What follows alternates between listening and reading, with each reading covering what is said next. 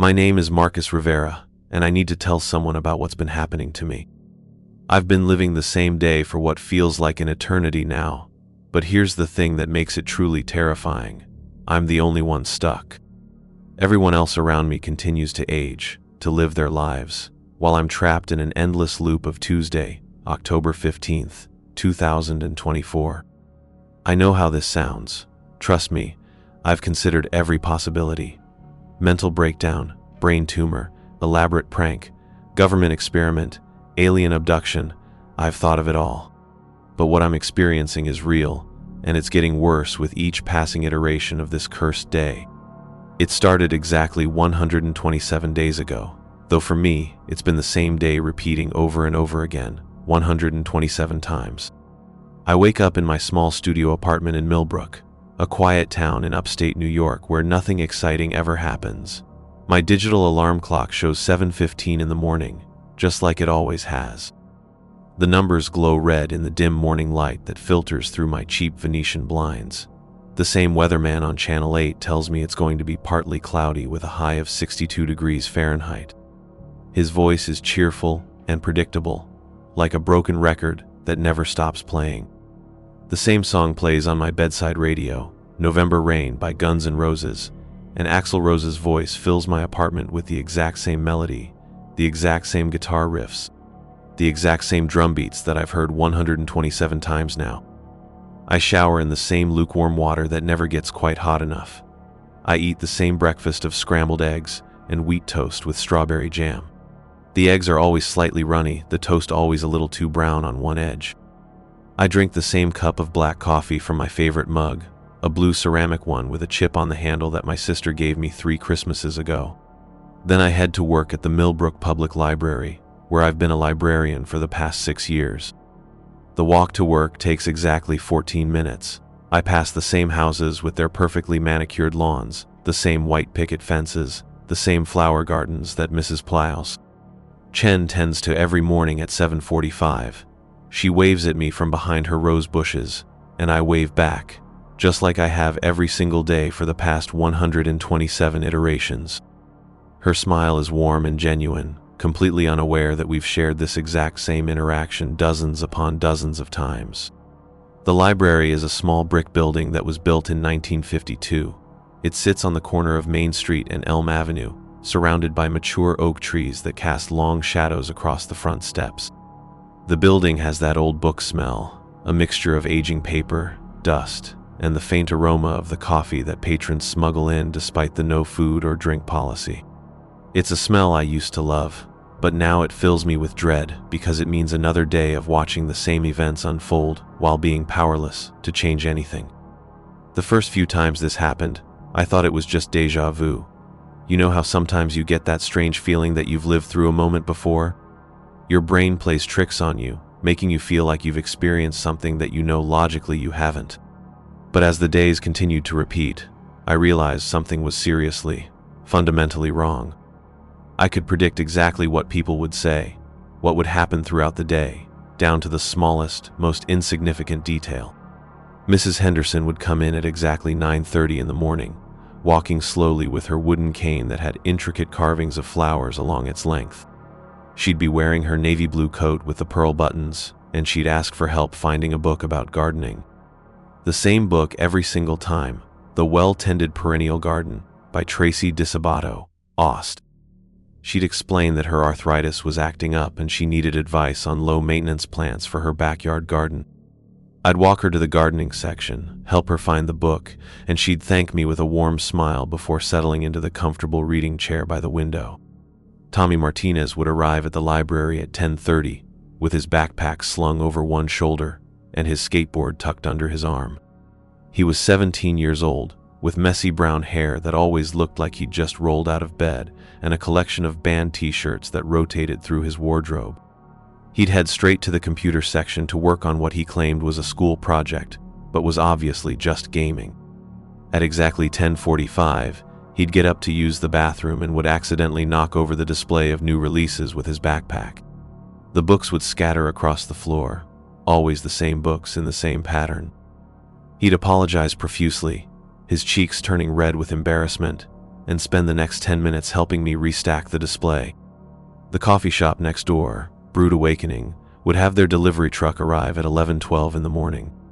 The driver, a heavy-set man in his 40s with a graying mustache, would honk his horn 3 times to announce his arrival. The sound would echo through the library's thin walls, causing several patrons to look up from their books with mild annoyance.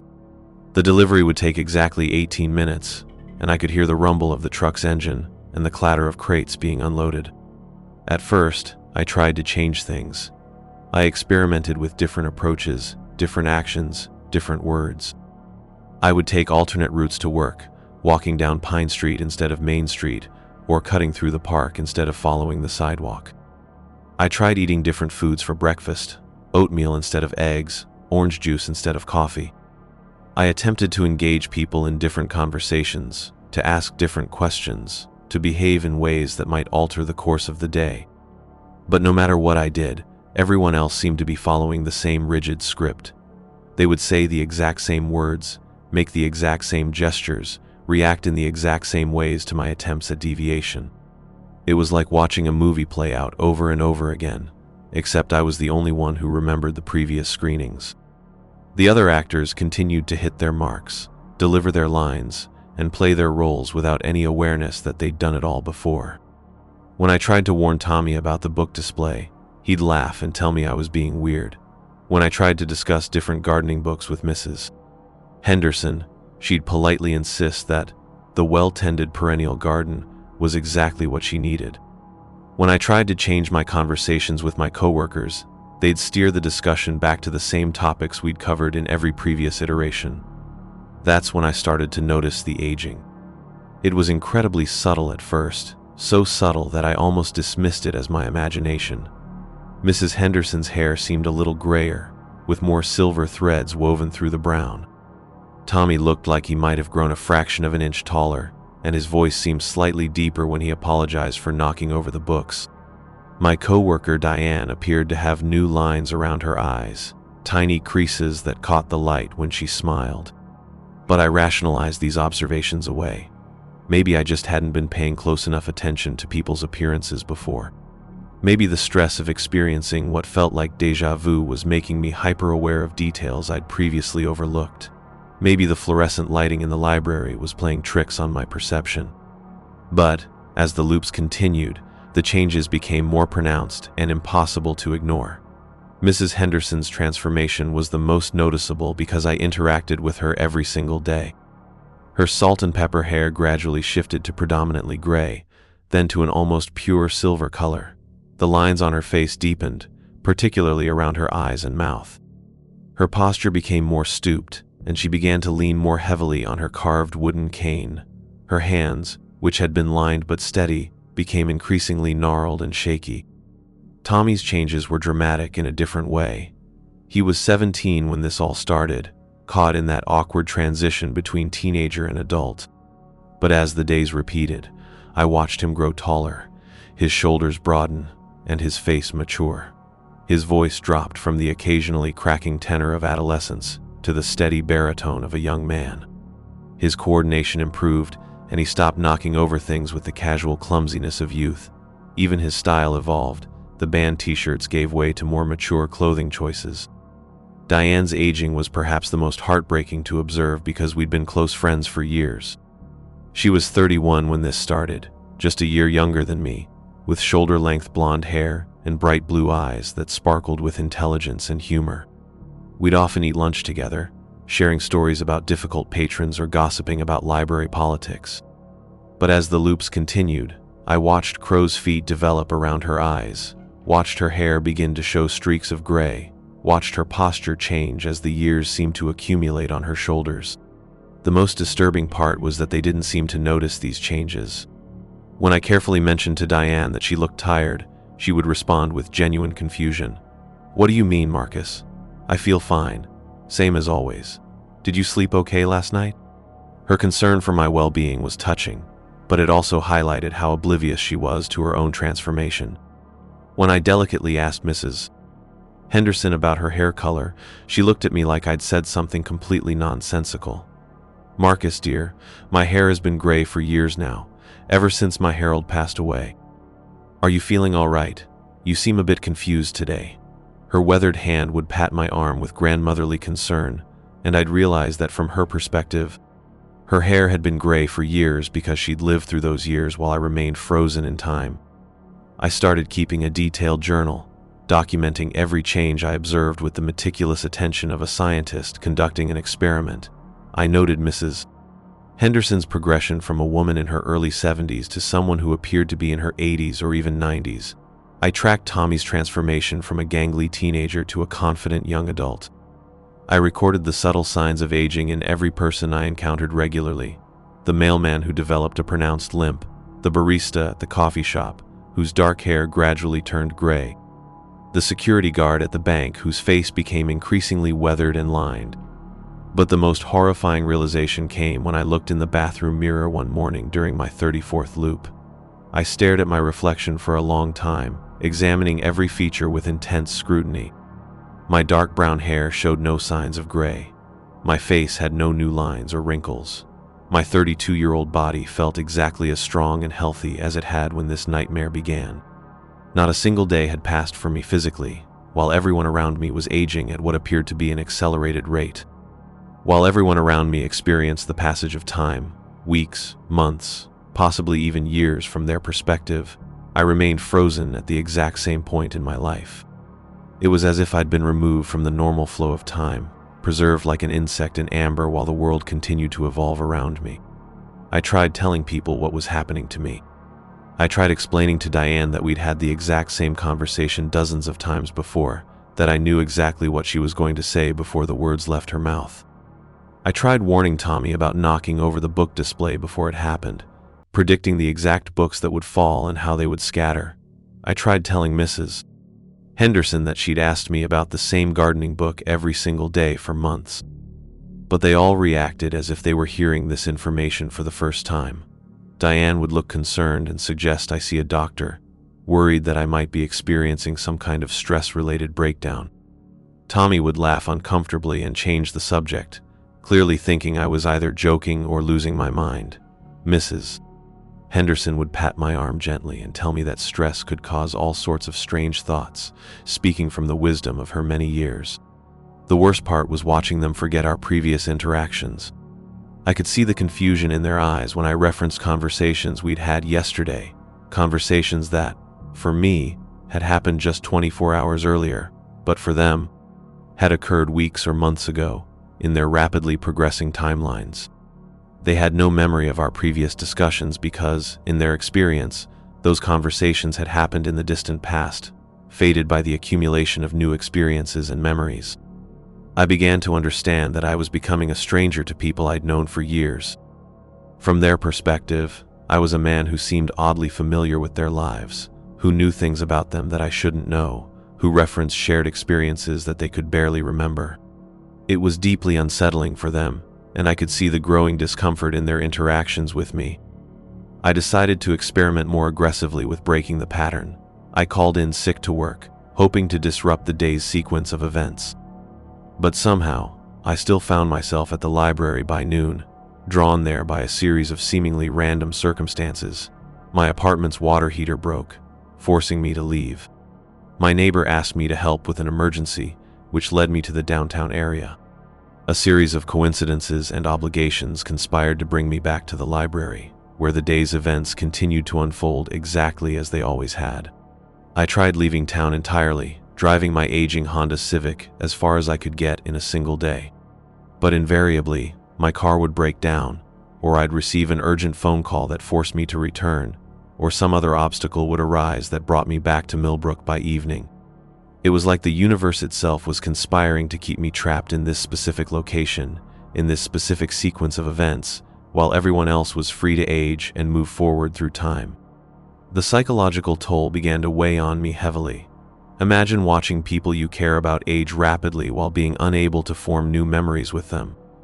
Every conversation I tried to have about shared experiences was met with blank stares or vague recollections, because, from their perspective, those experiences were ancient history. I was becoming a ghost in my own life, haunting the edges of relationships that were eroding as the people I cared about aged, beyond the point where they remembered our connection. Diane, who had been my closest friend at work and someone I'd harbored romantic feelings for, began to look at me with suspicion and discomfort. From her perspective, I was a man who seemed to know intimate details about her life, who acted overly familiar with her in ways that made her uncomfortable. The easy friendship we'd built over years of working together was eroding as she aged past the point where she remembered the foundation of our relationship. Our lunch conversations, which had once been the highlight of my workday, became stilted and awkward. She would respond to my attempts at our old familiar banter with polite confusion, clearly not understanding the references I was making or the inside jokes I was trying to share. When I mentioned events from our shared past, she would look at me with a mixture of confusion and concern, as if I were a slightly unhinged patron who'd confused her with someone else. I tried to adapt my approach, to get to know the older version of Diane who had lived through experiences I hadn't shared. But it was impossible to build a new relationship when I was reset every 24 hours while she continued to accumulate new memories and experiences. Any progress I made in understanding this older version of her would be lost the next day, when I woke up with memories of the younger Diane while she retained memories of our awkward recent interactions. I spent my repeated evenings in the library after hours, taking advantage of my position to research my condition. I read everything I could find about time loops, temporal anomalies, quantum mechanics, theoretical physics, psychology, neurology, anything that might explain what was happening to me.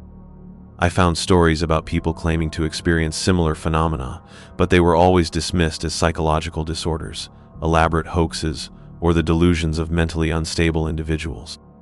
None of the accounts I found mentioned the aging aspect, the idea that while you remained static in time, everyone else continued to move forward. Most time loop stories depicted everyone being stuck in the same repeating day, with the protagonist being the only one aware of the repetition. My situation was uniquely horrifying because I was the only one trapped while everyone else lived their lives normally, aging and changing and moving forward without me. The scientific literature offered no explanations for my experience. Time travel was purely theoretical, and even the most speculative papers dealt with concepts like closed time-like curves or grandfather paradoxes rather than the selective temporal imprisonment I was experiencing. The physics simply didn't support the idea that one person could be trapped in a repeating day while everyone else continued to experience linear time. The psychological literature was more extensive but equally unhelpful. There were case studies of people who believed they were reliving the same day, but these were invariably classified as symptoms of mental illness, usually schizophrenia, severe depression, or dissociative disorders.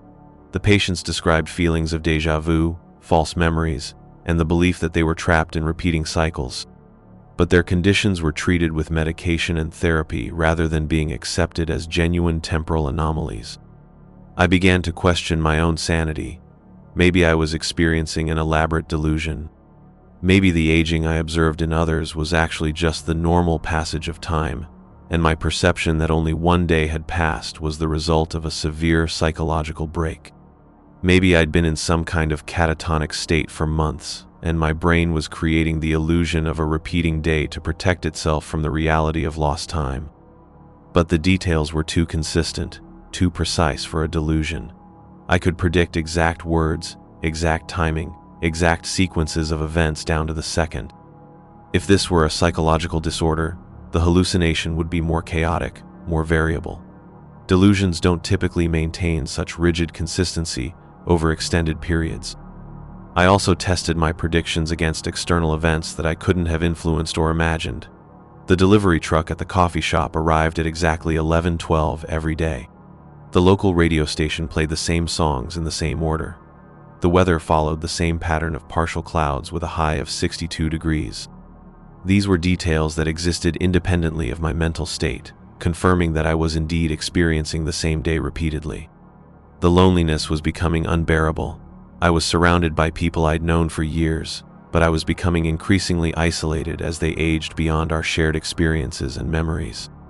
It was like watching everyone I cared about slip away into the future while I remained anchored to a single point in time, unable to follow them on their journey through life. About 2 months into the loop, though for everyone else it had been 2 months of normal linear time, I noticed something that chilled me to the bone. New people started appearing in my daily routine. Faces I didn't recognize, individuals who seemed to know the aged versions of my friends and coworkers, but had no idea who I was. At first, I thought they might be tourists or new residents who had moved to Millbrook during the time period I'd been trapped. But as I observed them more carefully, I realized they were talking about events that hadn't happened yet from my perspective. They would reference conversations with Diane that had occurred weeks in the future from my timeline, discussing projects at the library that hadn't been started yet, mentioning local events that were scheduled for dates I'd never experienced. A young woman in her mid-20s started coming to the library regularly. She seemed to know Diane well, calling her by name and chatting about personal matters as if they were close friends. But I'd never seen this woman before, and Diane had never mentioned her in any of our previous conversations. When I asked Diane about her new friend, she looked at me strangely and said, "New friend? Marcus, I've known Ashley for months now. She moved here from Albany and has been volunteering at the community center. We met at the book club. Are you sure you're feeling okay?" That's when I understood the true horror of my situation. It wasn't just that I was stuck reliving the same day while everyone else aged. The world was continuing to move forward without me. New relationships were forming, new events were occurring, new memories were being created, and I was completely excluded from all of it. I was becoming an increasingly irrelevant figure in a world that was evolving beyond my ability to understand or participate in. I was becoming a ghost in my own life, haunting the edges of a reality that no longer included me as an active participant. The aging continued to accelerate, or perhaps I was simply becoming more aware of it as time passed. Mrs. Henderson, who had been in her early 70s when this nightmare began, now appeared to be in her late 80s or early 90s. She moved with the careful, deliberate steps of someone whose bones had become fragile with age. Her hands, once steady enough for detailed gardening work, now shook with a tremor that made it difficult for her to turn the pages of books. Her voice had become thin and quavery, and she often seemed confused about where she was or what she was looking for. But she still came to the library every day at 9:30, still asked for help with the same gardening book, though now she needed assistance even reaching the shelf where it was located. The routine had become almost ritualistic, as if she were compelled to repeat the action, regardless of her declining physical abilities. Tommy had aged into his mid-20s and looked like a completely different person from the 17-year-old I'd originally known. His voice was now a steady baritone, his build had filled out with muscle, and he carried himself with the confidence of a young adult rather than the awkward uncertainty of adolescence. His fashion sense had matured as well. Gone were the wrinkled band t-shirts and sagging jeans, replaced by neat button-down shirts and well-fitted khakis. But he still came to the library at 10:30, still knocked over the book display at exactly 10:45, as if some invisible force compelled him to repeat the action despite his physical and mental maturation. The apology he offered was now delivered in the deeper voice of an adult, but the words remained exactly the same, spoken with the same inflection and embarrassment. Diane was perhaps the most heartbreaking transformation to witness. She'd aged from her early 30s to what appeared to be her late 40s or early 50s. Her blonde hair was now streaked with gray and silver, and she wore it in a more conservative style that reflected her increased maturity. Lines had formed around her eyes and mouth, not unattractive but speaking to years of experience and emotion that I hadn't shared with her. Her professional demeanor had evolved as well. She'd apparently received promotions and additional responsibilities during the time I'd been trapped, and she now carried herself with the authority of someone who'd gained years of additional experience. When she looked at me, there was no recognition of our former friendship, no warmth or familiarity. I was just another library patron to her, someone she helped with professional courtesy, but no personal connection. The most disturbing realization was that I was watching not just the people I knew, but the entire community of Millbrook evolve and change around me. Children who had been in elementary school were now teenagers. Teenagers had become young adults. Young adults had matured into middle age. The elderly had become ancient, and some had simply disappeared from my daily routine entirely. Mr. Patterson, an elderly man who used to sit in the park every afternoon feeding pigeons from a brown paper bag, stopped appearing around the 60th loop. When I asked other park visitors about him, they would look confused, and claim they didn't know who I was talking about. It was as if he'd aged beyond the point where anyone remembered him, or perhaps he'd simply died and been forgotten by a community that had moved on without him. This realization filled me with a new kind of terror. Not only was I watching everyone age rapidly past the point where they remembered me, but I was also watching them disappear entirely from existence. The natural cycle of life and death was continuing for everyone but me, and I was being forced to witness the gradual erasure of everyone I'd ever known. I began to understand that this wasn't just a time loop in the traditional sense, it was a countdown to total isolation. Everyone around me was aging toward death while I remained static, and eventually, I would be completely alone, trapped in an empty version of October 15th with no one left to interact with. The thought drove me to increasingly desperate measures. I tried everything I could think of to break the loop or at least understand its parameters. I experimented with staying awake for entire nights, thinking that maybe if I didn't sleep, the day wouldn't reset. But somehow, I would always find myself waking up in my bed at 7:15 in the morning, completely rested despite not having slept. I tried physical extremes, exhausting myself with exercise, eating nothing, drinking only water, exposing myself to extreme temperatures. None of it made any difference. I would always wake up the next morning feeling exactly as I had at the beginning of the first loop, well rested, properly nourished, and physically comfortable. I attempted to travel as far as I could get in a single day, driving my car until the fuel ran out, then hitchhiking, walking, or taking public transportation. But no matter how far I traveled, I would always find myself back in my apartment bed at 7:15 the next morning, with no memory of how I'd gotten there and no physical evidence of my journey. I even tried more extreme measures that I'd rather not describe in detail. Let's just say that nothing I did to myself seemed to matter. Physical harm, dangerous situations, life-threatening scenarios, none of it affected the reset. I would always wake up the next day physically unharmed and exactly as I'd been at the beginning of the first loop, while everyone else continued to age around me. The most disturbing discovery was that I began to notice patterns in how people aged relative to their importance in my daily routine. It wasn't random or chaotic. There seemed to be rules governing the process. People I interacted with most frequently, like Diane, Mrs. Henderson, and Tommy, aged more slowly than background characters who only appeared briefly in my day. The mailman, who I only saw for a few seconds each morning as he delivered letters to the library, aged rapidly from a middle-aged man to an elderly one over the course of just a few weeks. The crossing guard at the elementary school, who I glimpsed briefly during my walk to work, went from being a robust woman in her 50s to a frail senior citizen in what felt like days. It was as if my attention, my observation of these people, was somehow slowing their aging process. The more I focused on someone, the longer they remained recognizable before aging beyond the point where I could relate to them. But even that protection was limited and temporary. Eventually, everyone moved beyond the point where they remembered me or could connect with me in any meaningful way. This discovery led me to a horrible realization about the nature of my situation. I wasn't just trapped in a time loop. I was trapped in a bubble of temporal stasis while everyone else experienced accelerated time. The people in my immediate vicinity, those I paid the most attention to, experienced time at a slightly slower rate, but they still aged much faster than normal. Those on the periphery of my experience aged at an even more accelerated pace. It was as if I were the center of some kind of temporal distortion field that affected the flow of time for everyone around me.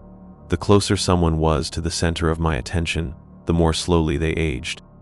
But everyone was still aging, just at different rates, while I remained completely static.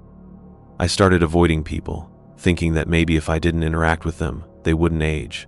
But that strategy backfired horribly. The people I tried to avoid aged even faster, disappearing from my daily experience within days rather than weeks. My avoidance seemed to push them further from the protective effect of my attention, causing them to experience time at an even more accelerated rate. It was a cruel catch-22. Interacting with people caused them to age, but ignoring them caused them to age even faster. There was no way to preserve the relationships I valued without ultimately destroying them.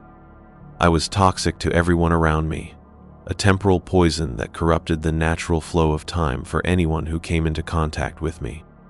By the fourth month of loops, the town of Millbrook looked significantly different from the place where I'd started this nightmare. The The people I'd originally known had aged years in what felt like months to me. Entire generations had shifted. Children had become adults. Adults had become elderly, and many elderly had disappeared entirely. New faces had appeared to fill the roles of those who had aged out of their daily routines. A different elderly woman now came to the library asking for gardening books, though she requested different titles and had a different personality from Mrs. Henderson. A new teenager had started using the computers and knocked over book displays, but he was taller than Tommy and had red hair instead of brown. The library itself had changed as well. New books had been added to reflect the passage of time I hadn't experienced. Old books had been removed, presumably damaged or outdated. The layout had been modified, shelves had been moved, new sections had been created, and different promotional displays reflected seasonal changes and community interests that had evolved while I was trapped. My coworkers had aged, been promoted, quit, retired, or died, replaced by people who had no idea who I was or why I seemed to know so much about library procedures and protocols. The new staff members treated me with polite professionalism, but they clearly wondered why I seemed so familiar with systems and processes that predated their employment. I tried to adapt to these changes, to find my place in this rapidly evolving world, but it was impossible. Every time I thought I'd figured out how to relate to the new versions of familiar people or the entirely new people who had entered my daily routine, they would continue to age and change, becoming even more distant from anything I could understand or connect with. The isolation was crushing. I was surrounded by constant human activity, but I was completely cut off from meaningful participation in it. I couldn't form new relationships because I would reset every day, while potential friends would age beyond the point where they remembered our interactions. I couldn't maintain old relationships because the people I'd cared about had aged into different versions of themselves who had no memory of our shared past. I was becoming a witness to the flow of time rather than a participant in it, watching life happen around me while being unable to truly be part of it. I could observe, but I couldn't engage. I could see, but I couldn't touch. I could hear, but I couldn't truly communicate. The worst part was the growing realization that this situation might be permanent. I'd exhausted every possible explanation I could think of, tried every potential solution, experimented with every variable I could control, and nothing had changed. I was still waking up on the same Tuesday, still watching everyone around me age while I remained frozen in temporal amber. I began to wonder what would happen when everyone I'd originally known was completely gone. Would new people simply take their places, following similar patterns? Would Mrs. Henderson's role be filled by a succession of elderly women asking for gardening books? Would Tommy's part be played by different teenagers who knocked over displays at exactly the same time? Or would I eventually find myself alone in an empty version of Millbrook, trapped in a day that no longer had any human activity to observe? The thought terrified me more than anything else I'd experienced. At least now, even though I was profoundly isolated, I was still surrounded by life, by the energy and movement of human existence. The idea of being truly alone, of being the only conscious being in an endless repetition of empty mechanical actions, was almost too horrible to contemplate. Would the delivery truck still arrive at 11:12 if there was no one to make deliveries to? Would the radio still play the same songs if there was no one to listen? Would the sun still rise and set on a world that contained only me? I started to pay closer attention to the mechanical and environmental aspects of my loop, looking for clues about how it worked or what might have triggered it. I noticed that certain events seemed absolutely fixed. The weather was always identical, down to the exact cloud formations and wind patterns. Certain background sounds always occurred at precisely the same times: a dog barking at 8:23, a car backfiring at 2:17 in the afternoon, a train whistle at 6:49 in the evening. These elements seemed to exist independently of human activity, suggesting that the loop extended beyond just my personal experience to encompass a broader slice of reality. But other elements were more fluid and responsive to the human changes occurring around me. Conversations could vary depending on how people had aged and what experiences they'd accumulated. New people could appear and disappear. The physical environment of buildings and businesses could change as time progressed for everyone but me. It was like I was trapped in a river of time that was flowing normally for everyone else, but I was somehow anchored to the riverbed, unable to move forward with the current. I could observe the water flowing past me, could see the debris and fish and plant life carried along by the stream, but I couldn't be carried along with it. I was stuck in place while everything else moved past me toward an unknown destination. I began to document everything obsessively, keeping detailed notes about how people changed, what new elements appeared in my day, what old elements disappeared. I thought that maybe if I could understand the rules governing my situation, I could find a pattern or a key that would allow me to break free. But the more I observed and recorded, the more hopeless my situation seemed. The changes followed their own inexorable logic, one that didn't seem to have any connection to my actions, desires, or attempts at intervention. I was simply along for the ride, a passive observer watching a world evolve around me while being unable to participate in its evolution. The documentation itself became a kind of obsession. I filled notebook after notebook with observations, theories, timelines, and desperate attempts to find meaning in the chaos of accelerated aging happening around me. I recorded the exact words people spoke, the precise times events occurred, the subtle changes in appearance and behavior that marked the passage of time for everyone but me. As I write this account, it's been what feels like 6 months since this nightmare began. That means I've lived through the same Tuesday 183 times. Mrs. Mimation. Henderson now appears to be in her 90s and can barely walk, even with the assistance of a walker that someone, presumably a family member I've never met, must have provided for her. Her visits to the library have become shorter and more confused, but she still arrives at 9:30, still asks for the same gardening book, though now she often forgets why she wanted it. Tommy has aged into his late 20s and barely resembles the teenager I originally knew. His voice is now a confident baritone, his build has filled out with adult muscle, and he dresses like a professional rather than a student. But he still comes to the library at 10:30, still knocks over the book display at 10:45, as if the action has become a compulsive ritual that he's powerless to avoid. Diane now looks like she's in her late 50s or early 60s. Her hair is predominantly gray, her face is lined with wrinkles that speak of decades of experience, and she carries herself with the authority of someone who has lived through years of professional and personal growth. When she looks at me now, there's no recognition at all. I'm not even a familiar face anymore. I'm just another patron, someone she helps with the distant politeness reserved for strangers. The town continues to change around me at an accelerated pace. New businesses have opened as entrepreneurs have aged into their prime years. Old businesses have closed as their owners have aged into retirement or death. The very fabric of the community has shifted as relationships, families, and social structures have evolved through months or years of normal time while I remained frozen. Children who used to play in the park have grown into teenagers with different interests and social groups. Teenagers have become adults with jobs and responsibilities I never witnessed them acquiring. Young couples have aged into middle-aged parents dealing with problems and joys I was never part of. The entire social ecosystem of Millbrook has transformed around me while I remained a static observer, like a rock in a stream watching the water flow past. I've begun to notice that some of the buildings themselves are showing signs of age and change. The paint on the library's exterior has faded and begun to peel in places. The sidewalks show new cracks from seasonal freeze-thaw cycles I never experienced. The trees have grown taller, their branches reaching further, their leaves cycling through seasons I was never part of. Even the inanimate environment is evolving while I remain trapped in my eternal October 15th. The most disturbing development is that I've started to see glimpses of people I don't recognize at all, individuals who clearly belong to this aged version of Millbrook, but have no connection to the town I originally knew. These aren't just new residents. They're people whose entire life histories in this community have occurred during the time I've been trapped. They reference local events I never witnessed, discuss community members I've never met, and navigate social relationships that formed while I was stuck in my loop. A young man in his early 30s now works at the coffee shop next door.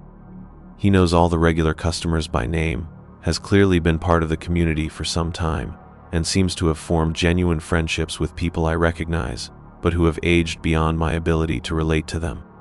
When I've tried to strike up conversations with him, he's polite but distant, clearly not understanding why I seem so interested in learning about his history in the town. A middle-aged woman has become the new head librarian, apparently hired during the years I've been trapped.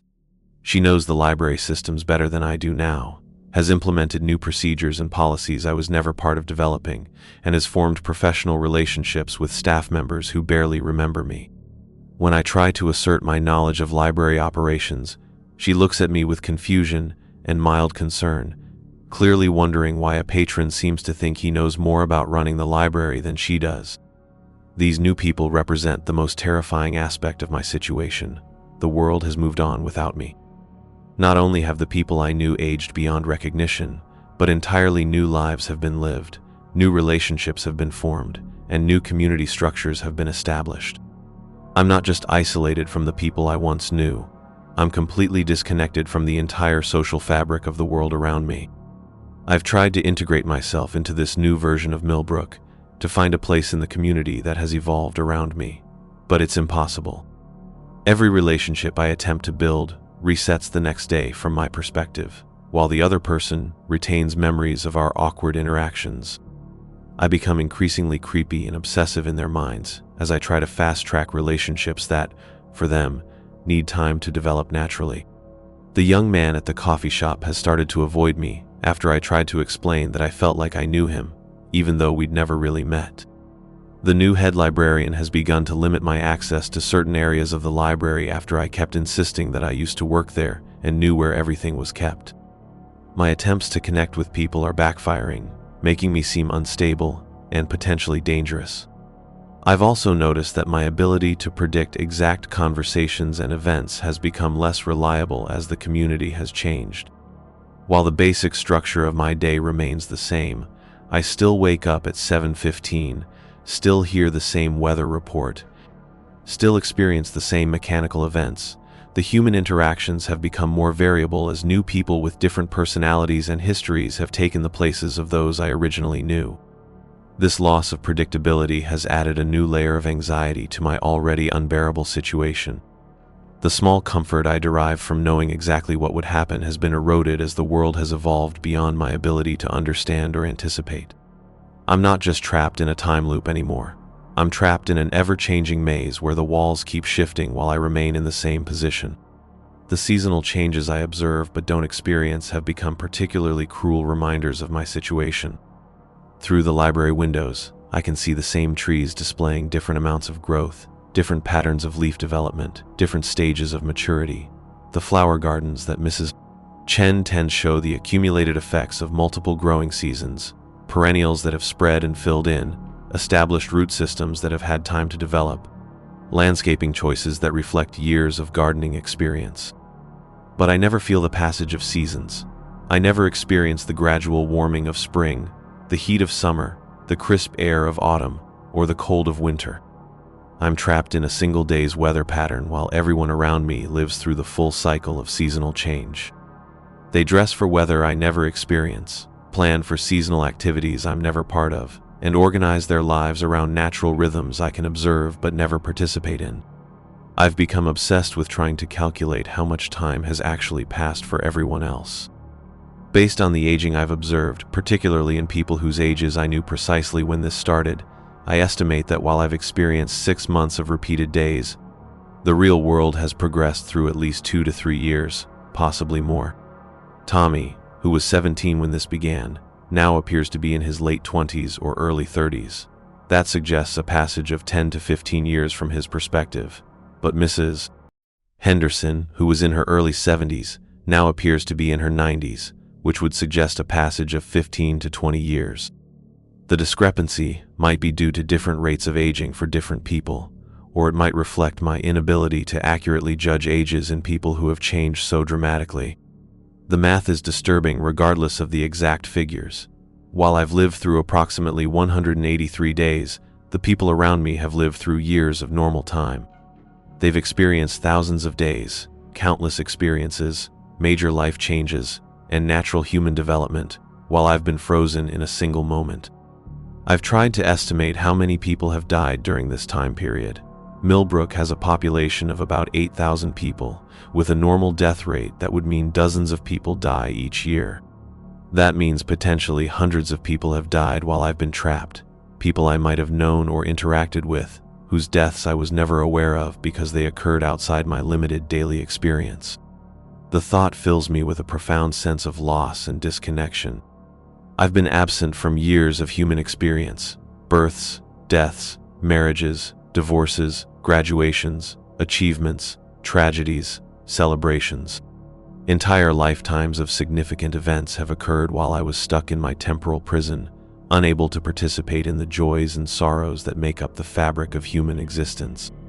I've also started to wonder about my own legal and social status in this aged world.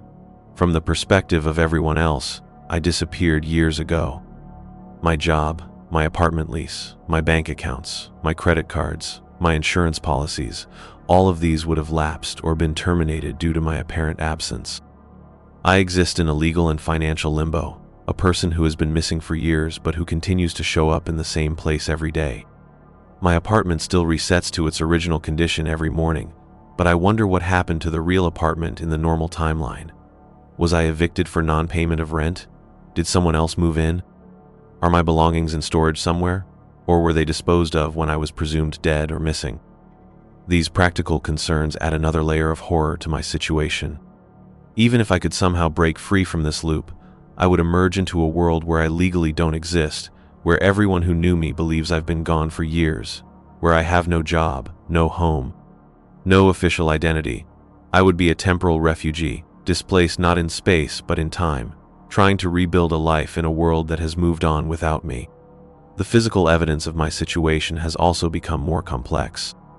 My repeated attempts to document what's happening have resulted in notebooks full of observations that reset every day from my perspective, but which, I assume, continue to exist in the normal timeline. I wonder if someone has found these notebooks, if they've been discovered by people cleaning out my abandoned apartment or searching through my belongings after my disappearance. Would anyone believe what I've written? Would they dismiss it as the ravings of someone who suffered a mental breakdown before vanishing? Or would they recognize it as genuine documentation of an impossible situation? The thought that my words might survive even if I don't provide some small comfort, though I know the chances of anyone understanding or believing them are minimal. I've also begun to notice physical deterioration in objects that interact with me during the loop. My car, which resets every day, shows no signs of wear in my experience. But I've observed that other cars in town show the normal effects of years of use: rust, dents, faded paint, worn tires. The fact that my possessions remain frozen in time while everything else ages normally suggests that I exist in some kind of protective temporal bubble that preserves not just me, but the objects most closely associated with my daily routine. This observation has led me to experiment with bringing new objects into my daily routine, trying to determine what gets preserved and what continues to age normally.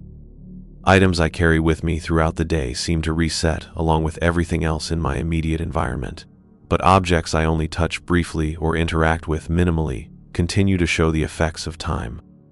It's as if there's an invisible boundary around me that determines what gets caught in my temporal loop and what remains connected to the normal flow of time.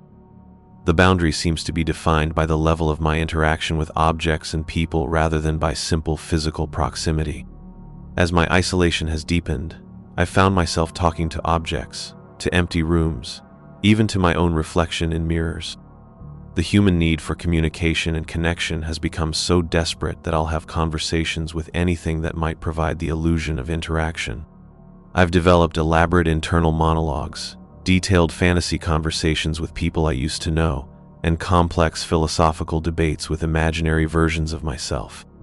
The silence is one of the worst aspects of my situation. Not physical silence. The world around me is full of sounds, voices, music, and activity, but emotional and intellectual silence. No one really hears me anymore. No one understands what I'm trying to communicate. No one shares my memories or experiences. I can speak, but I can't truly communicate, because communication requires shared understanding and mutual recognition. I've begun to experience what I can only describe as temporal madness, a form of insanity that comes from being unstuck in time while everyone else moves forward normally. It's not like the madness described in psychology textbooks, which typically involves disconnection from reality. My madness comes from being too connected to reality, from seeing too clearly how isolated I am from the natural flow of human existence. Sometimes I find myself laughing uncontrollably at the absurdity of my situation. Other times I'm overcome with rage at the unfairness of being trapped while everyone else gets to live their lives. Most often I'm filled with a profound sadness that seems to have no bottom, a grief for the life I'm missing and the connections I've lost. The emotional swings have become more extreme as the loops have continued. I'll spend entire days in a kind of manic productivity, documenting everything I can observe, trying new experiments, searching for solutions with desperate energy. Then I'll spend other days in complete despair, barely able to get out of bed, overwhelmed by the futility of my situation. The worst emotional state is the numbness that sometimes overtakes me. Days when I feel nothing at all, when I go through the motions of my routine like a robot, observing but not really seeing, hearing but not really listening. These days scare me more than the manic ones or the despairing ones because they suggest that my humanity is slowly being eroded by the inhuman nature of my situation. I've started to wonder if this is how immortality would really feel, not like the blessing that mythology and fantasy literature often portray, but like a curse of infinite loneliness. If I had to watch everyone I ever cared about age and die while I remained unchanged, if I had to experience the gradual erosion of all human connections over an extended period, would it feel much different from what I'm experiencing now? The key difference, I suppose, is that immortal beings in stories usually have the freedom to move through time normally, to form new relationships as old ones end, to find new purposes as circumstances change. I'm denied even that small comfort. I can't move forward to find new experiences or new people to care about. I'm stuck in an endless loop of loss, watching the same relationships deteriorate over and over again. I've also begun to question the nature of my consciousness and identity. Am I still the same person I was when this started? My memories of life before the loop have remained intact, but they feel increasingly distant and unreal compared to the vivid, repeated experience of this eternal Tuesday. Sometimes I feel like I'm becoming a different person, someone whose entire existence is defined by this temporal prison rather than by the 32 years of normal life that preceded it. The version of myself that existed before the loop, the man who had friends, who enjoyed his work, who looked forward to weekends and planned for the future, feels like a character in a story I once read rather than my actual lived experience. The repetition has made those memories feel artificial, like someone else's life rather than my own. I wonder if prolonged exposure to temporal displacement changes the fundamental nature of human consciousness. Am I still human in any meaningful sense, or have I become something else, a temporal ghost, a consciousness unmoored from the normal flow of human experience? These philosophical questions have become more pressing as my situation has continued. When you're forced to confront the same day endlessly while watching everyone around you live full lives, you start to question basic assumptions about identity, consciousness, time, and what it means to be human. The most terrifying possibility I've considered is that this might not be a temporary condition but a permanent state of being. What if this is simply my new reality? What if I'll spend the rest of eternity watching the world age around me while I remain frozen in this single day? If that's the case, then I'll eventually watch not just the people I know age and die, but entire generations pass away. I'll see civilizations rise and fall, technologies develop and become obsolete, languages evolve and disappear. I'll become a witness to the entire sweep of human history while being unable to participate in any of it. The scale of that potential future is so vast and so lonely that it's almost incomprehensible. To think that I might spend thousands or millions of years in this state, watching humanity evolve and eventually disappear while I remain trapped in a single moment, is more terrifying than any conventional notion of death. At least death offers the promise of ending, of rest, of escape from suffering. What I'm experiencing is like death's opposite, eternal existence without the possibility of change, growth, or meaningful connection. It's a kind of immortal hell, disguised as an ordinary Tuesday in a small town. As I finish writing this account, I realize that it may be the only lasting record of my experience. If I'm destined to repeat this day forever, then these words might be the only thing that survives to prove that I existed, that I was aware, that I suffered through this impossible situation. I don't know if anyone will ever read this. I don't know if these words will somehow escape the temporal loop that traps everything else connected to my experience. But I have to hope that somehow, in some way, this record will find its way to someone who can understand what happened to me. If you're reading this, if you've somehow found this account, please remember that time is the most precious gift you have. The ability to move forward, to age, to change, to form new memories and lose old ones, these things that people take for granted are actually miraculous. Don't waste the time you have. Don't assume you'll always be able to make new memories with the people you care about. I would give anything to age just one day, to move forward in time with everyone else, to be part of the flowing river of existence instead of being trapped at the bottom, watching it all flow past me forever. This is Marcus Rivera, and this is my story. I hope someone, somewhere, will read it and understand what happened to me. I hope my words will outlive this loop and serve as a warning, or at least as evidence that I existed, that I was real, that I mattered. Even if I'm stuck in this endless Tuesday forever, I need to believe that somehow, some way, my story will make it to a Wednesday. And maybe, just maybe, someone will remember that there was once a man named Marcus who loved his friends, who cared about his community, and who never got the chance to say goodbye. Tomorrow, I'll wake up again at 7:15 on Tuesday, October 15th. The same weatherman will tell me it's going to be partly cloudy with a high of 62 degrees. The same song will play on my radio, and I'll get up and live through the same day again, while everyone around me gets one day older.